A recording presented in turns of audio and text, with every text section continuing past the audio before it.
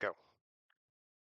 Good evening. My name is Rob Bell. I am the commanding officer for the 685th Regiment of the 193rd Rifle Division. We are a reenacting unit based in the northern part of the mid Atlantic region of the United States.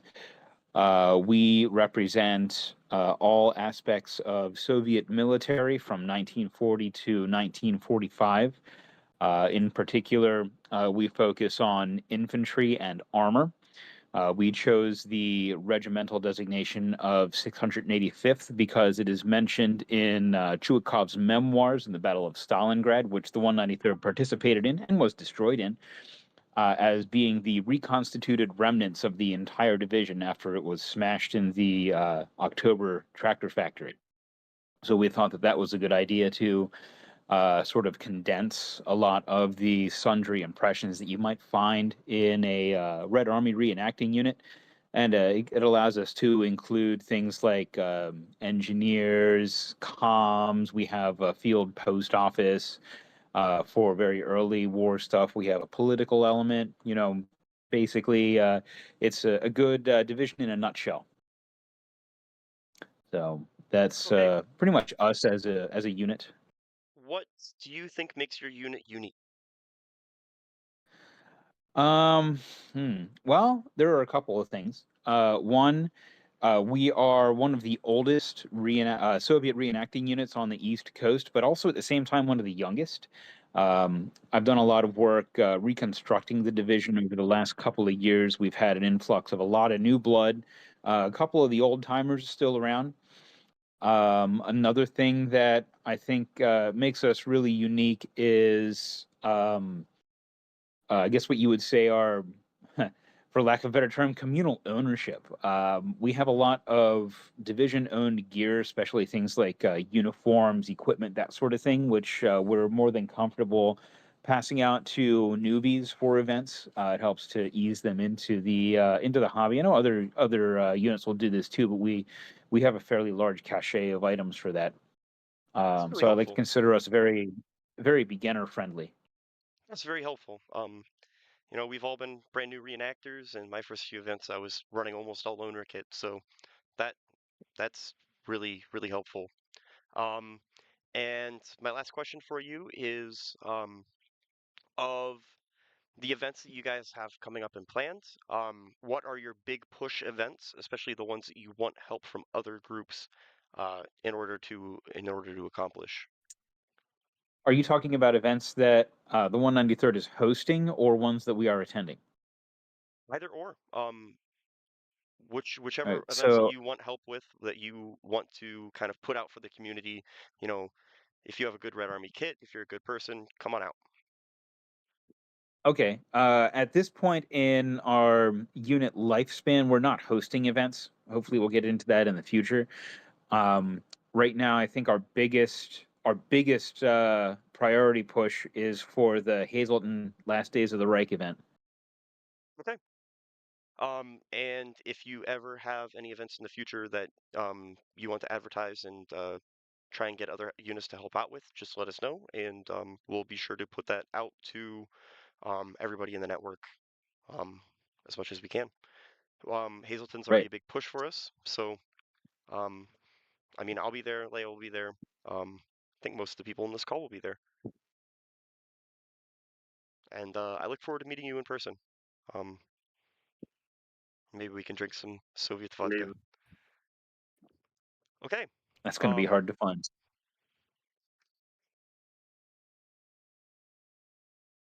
I have Moskovskaya. I see. Okay.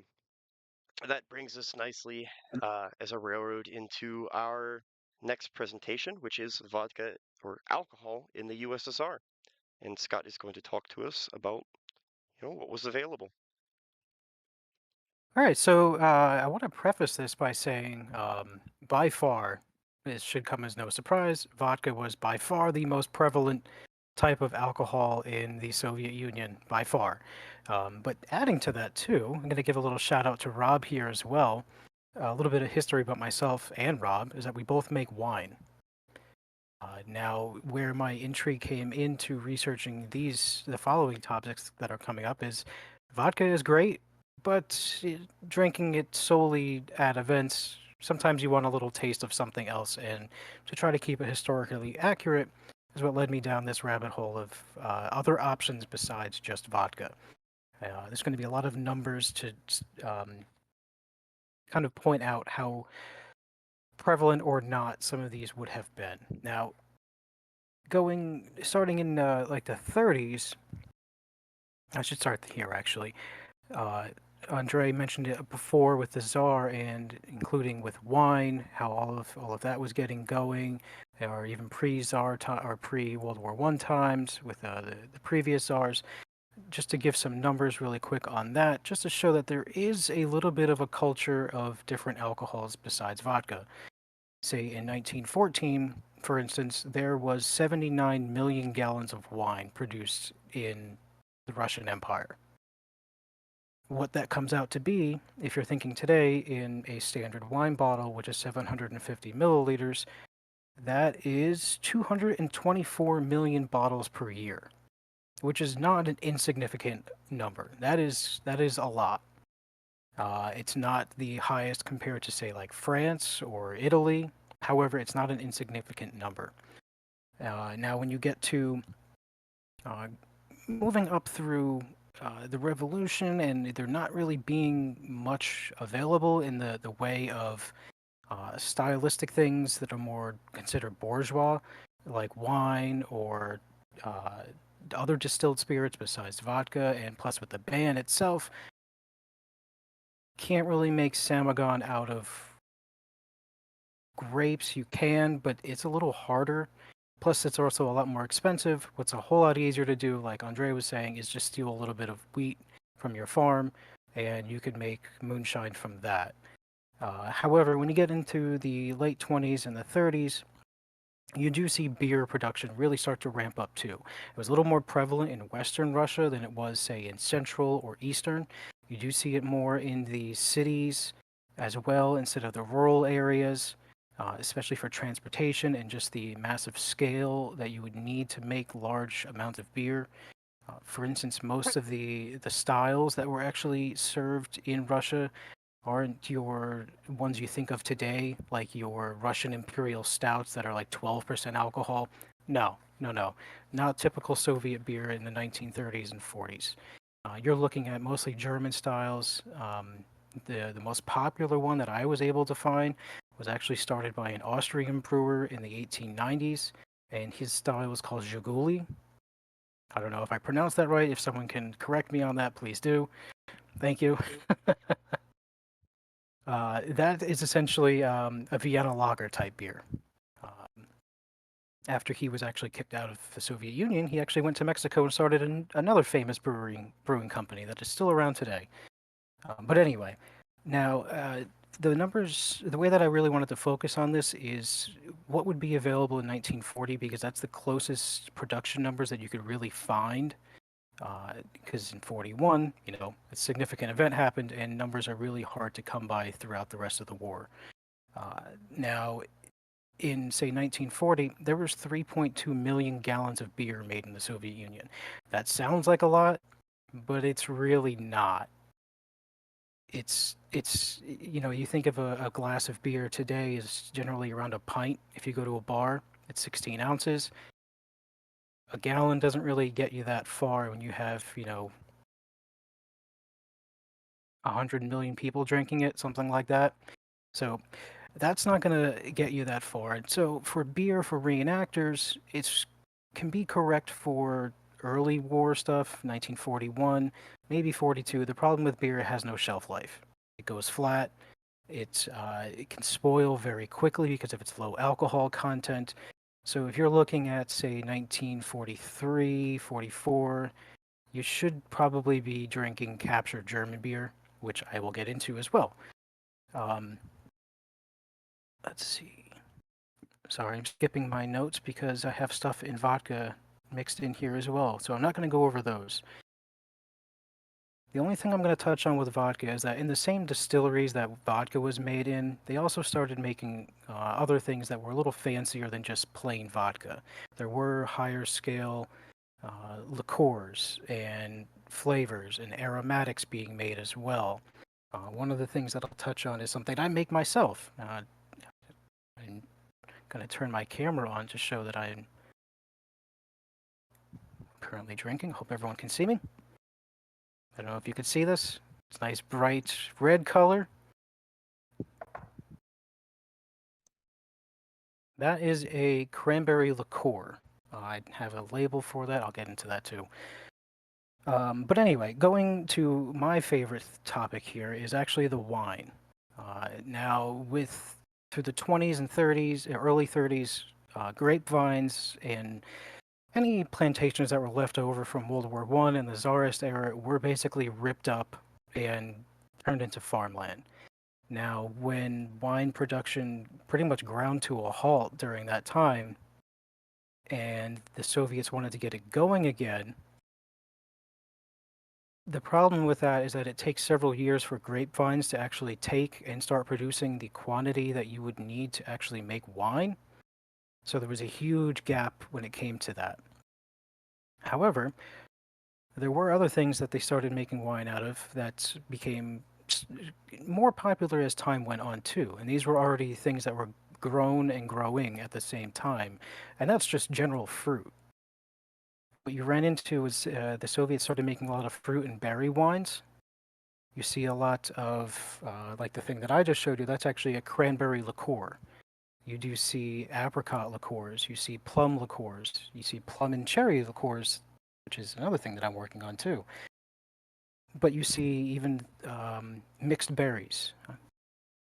Let's see if I have actually may have a label for that as well.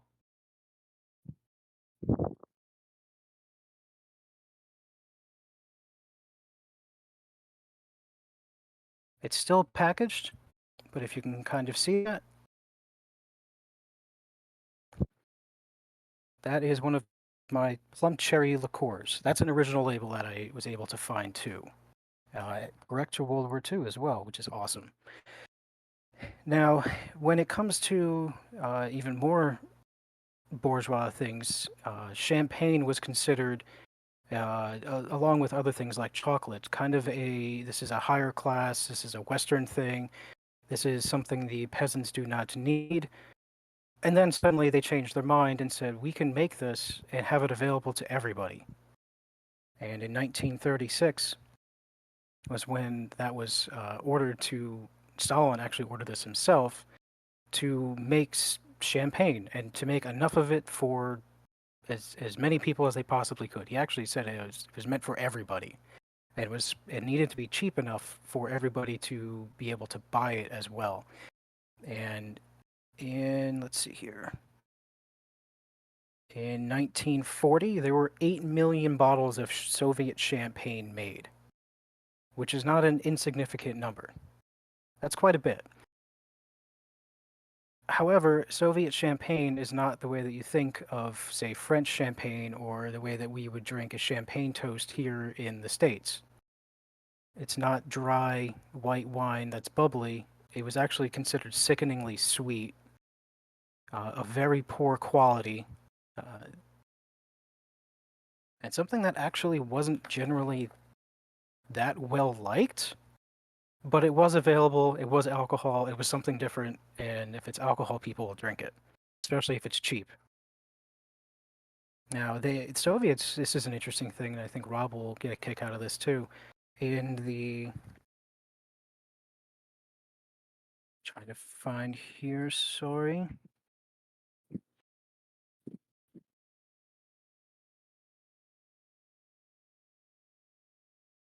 In 1936, the Soviets actually hired French winemakers to set up a brand new state-of-the-art system in Rostov-on-Don. I'm not sure if I'm saying that's in the proper terminology either. My pronunciation for Soviet stuff is horrible.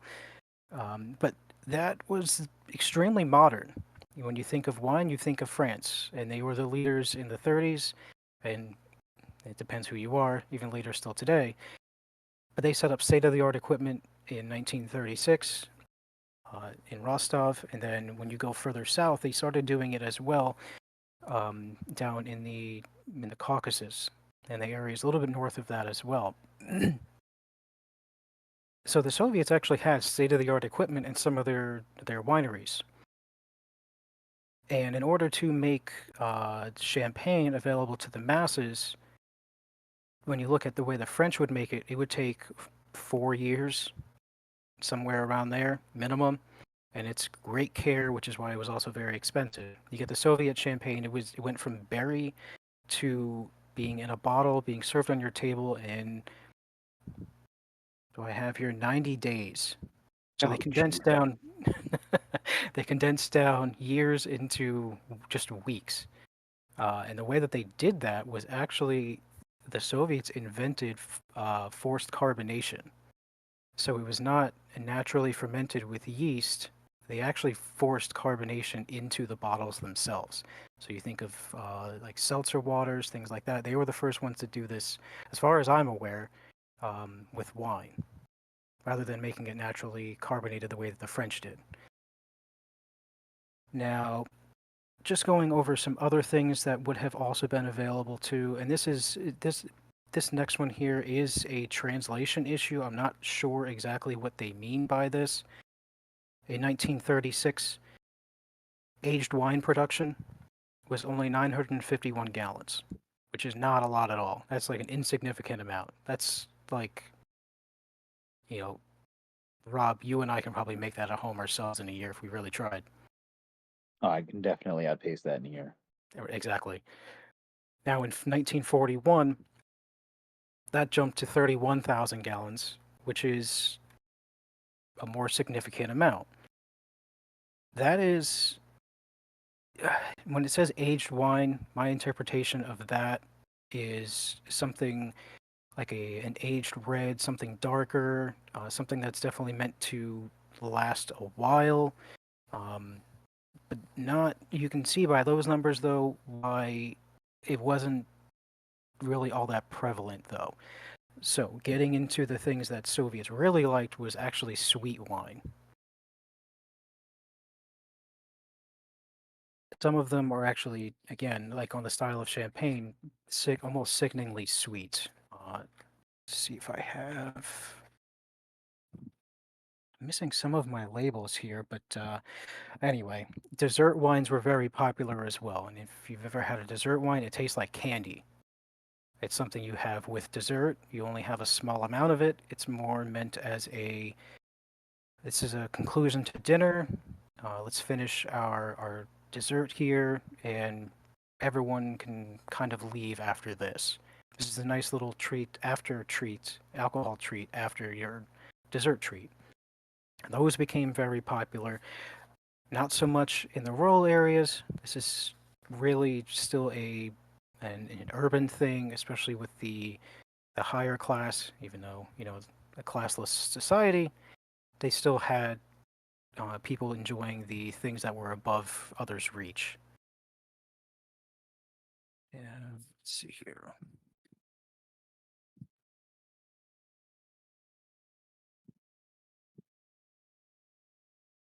So I don't know if I mentioned this, with fruit wine in 1940, there was 360,000 bottles made, 750 milliliter bottles. So 360,000 is not that high, but it's also not insignificant as well. And grape wine I was able to find for 1940 production was about 1.5 million bottles, which also not that much, but not insignificant either. And fun fact is too, cognac, 20,000 bottles in 1940. Now, those numbers may vary because I converted gallons to 750 milliliters. A lot of the grape wines that I find, things like in cognac, are actually in smaller bottles, like 500 milliliter bottles. That's not really a thing that anyone really uses anymore, so it's just easier to picture a typical wine bottle from today's standards. Now, speaking of cognac, one of the huge grape growing regions in the Soviet Union was in Armenia, Georgia, Azerbaijan, and that's actually where the cognac came from. Now, I'm saying cognac instead of brandy because the French stole that term. This is another French story in the Soviet Union. Is that in 19, I may have my year off here. I think it was 36 or 37. Armenia actually entered contests in Western Europe, and the French were so impressed by Armenian brandy then that they actually allowed Armenia to name or use the name cognac for their brandy. The French took that back after World War II. They wanted that all for themselves again. Now, just because all of that stuff was made, how does this apply to what we do as reenactors or the military? When you get to your issuances of vodka, depending on logistics and where you were on the front, if it was easier to give you some other type of alcohol instead of vodka, that was done in place. For instance, if you were on the Transcaucasian front, what do I have it here? Here we go. Your reserves and wounded were given 50 grams of port wine per day rather than vodka. If you were on the front lines, you were given 200 grams of port wine or 300 grams of dry wine. So it's basically the same amount of alcohol content, just in a higher liquid amount. Port wine, for those who don't know, is I'm going to make this very easy. It's basically fortified red wine. It's super sweet, and it's usually fortified with something like cognac or brandy. And what else did I find here? I did also find mentions of pilots, especially fighter pilots, being given cognac instead of vodka as well.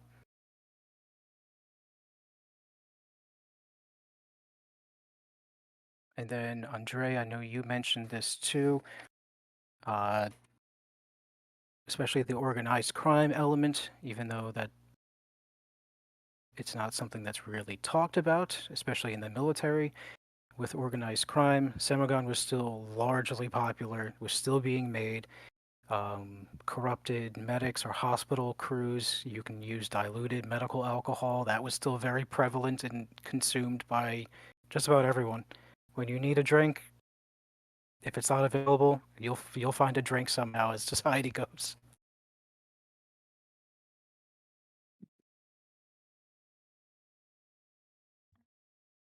And now going into, for instance, let's use our Hazleton event for an example. We're doing Last Days of the Reich.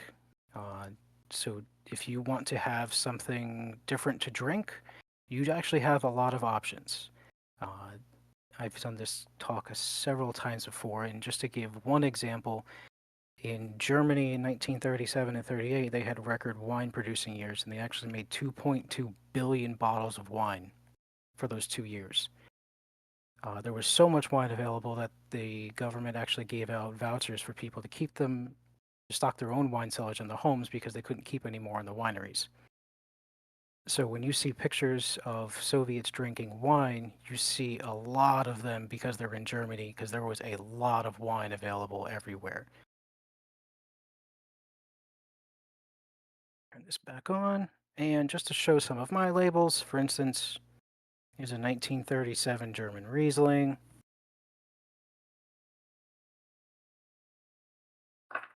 This one's always fun. Kirschwein, cherry wine, German cherry wine.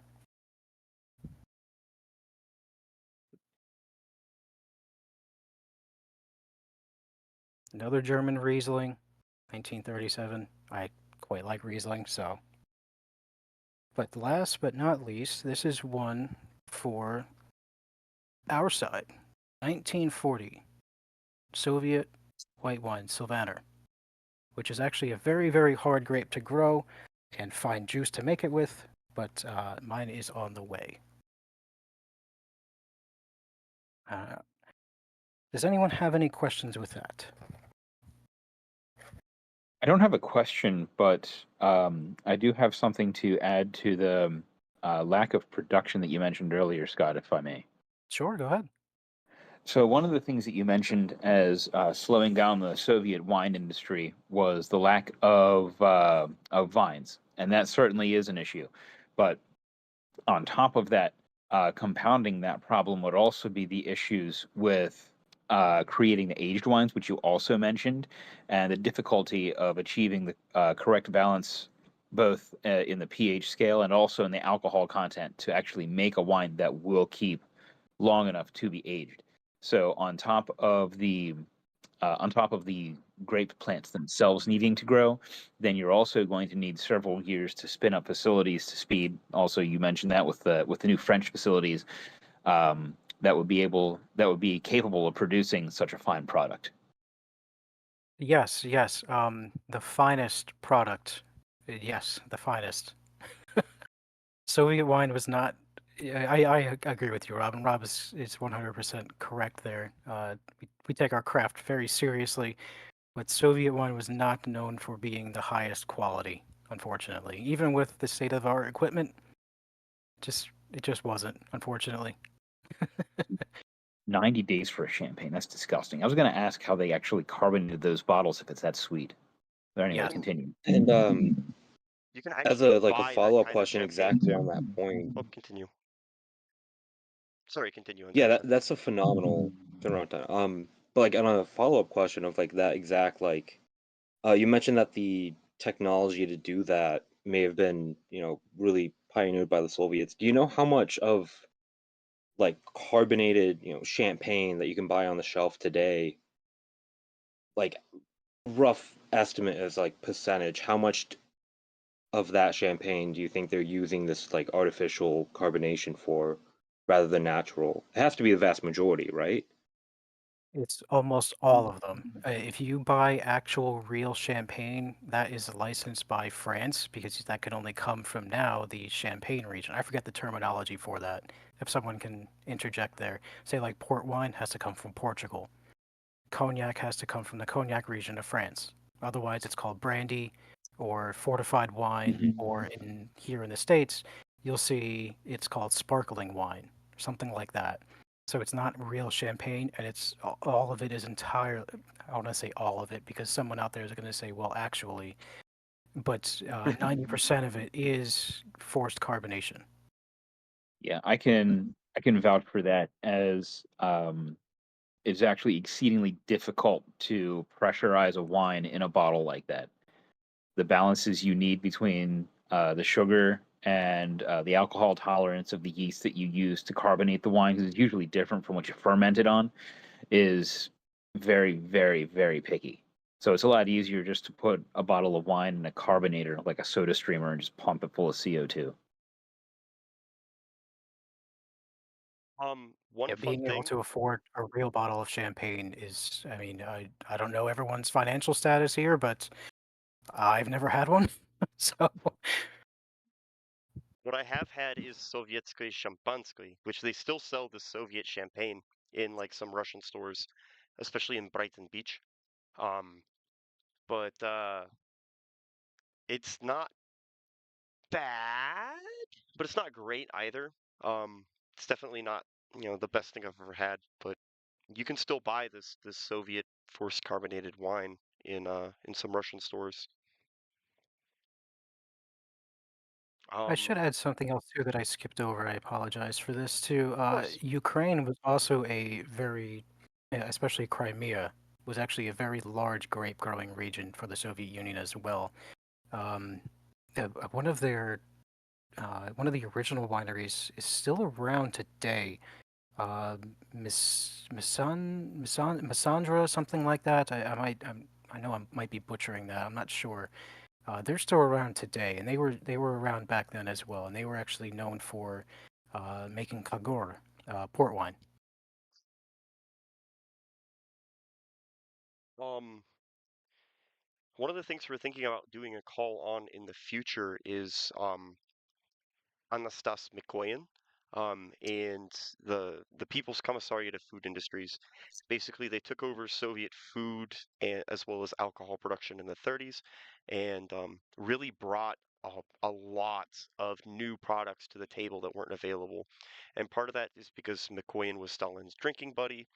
Mikoyan was an Armenian himself. He grew up drinking wine. He grew up drinking brandy, and Stalin obviously was Georgian. He had a big taste for these wines and brandies as opposed to just drinking straight vodka, which is more of a Russian thing.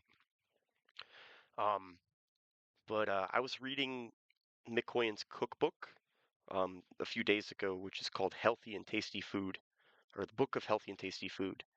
And one thing that I saw mentioned in there, which I'd never heard of before, is that in Kiev, at least in 1939, they were making whiskey. Um, whiskey. I don't know how much of it was produced. Probably not very much, but it was very interesting to me.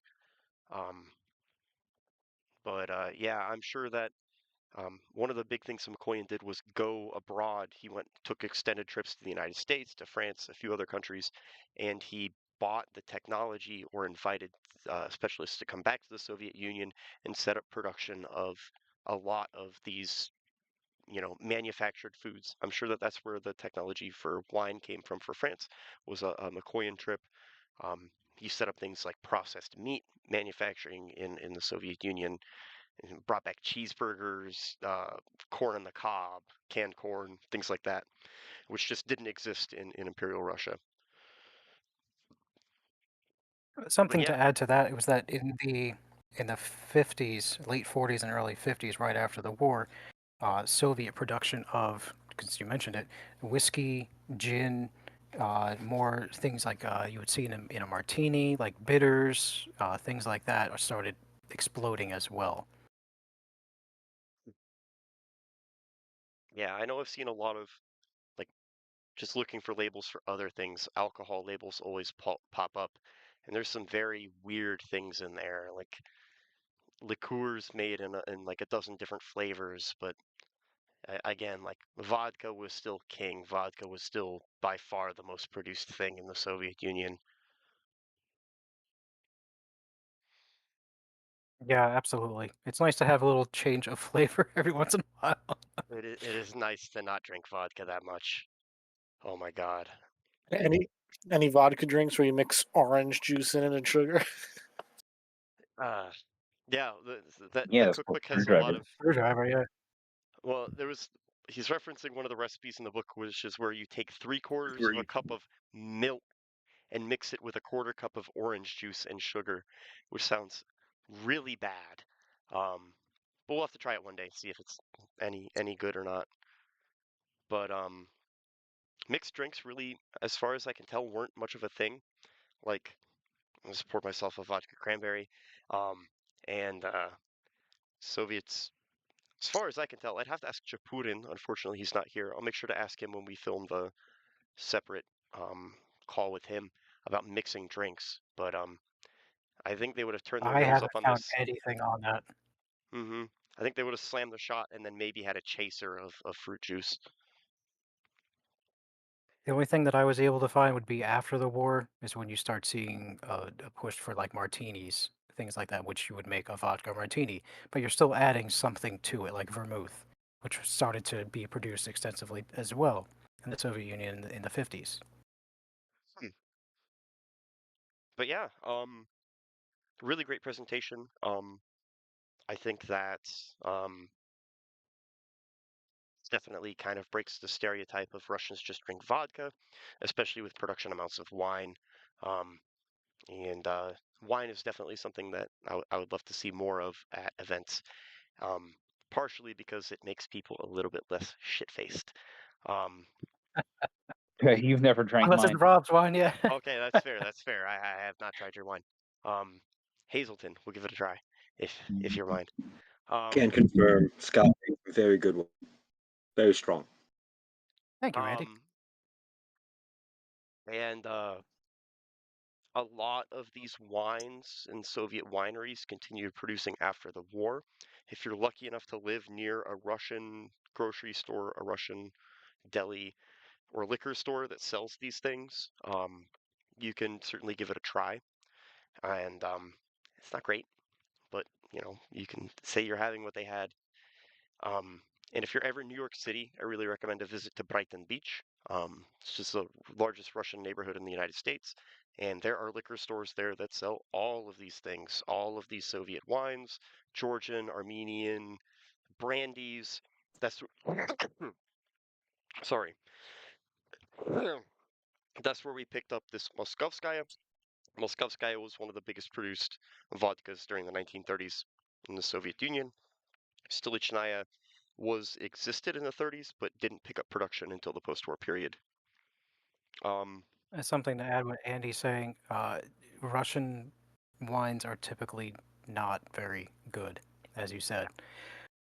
Now, when I try to make my stuff, I do alter it more towards the taste of Americans and my own, because I'm not going to purposely make something that tastes like trash. Like Andy, you've had, we were talking about this before, you have one of my bottles from the cranberry liqueur that I made. That should be super sweet to where I would, you know, worry about you drinking that. But so I make it a little drier just for taste here.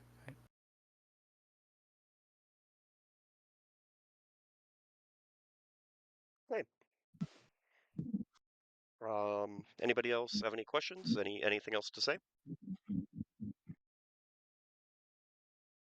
If you're going to be at Hazleton, come by and try some wine made by Scott and myself. Perfect. Yes, we both do tastings. Soviet wine tasting. Sounds awesome. Okay, I'm going to stop the recording.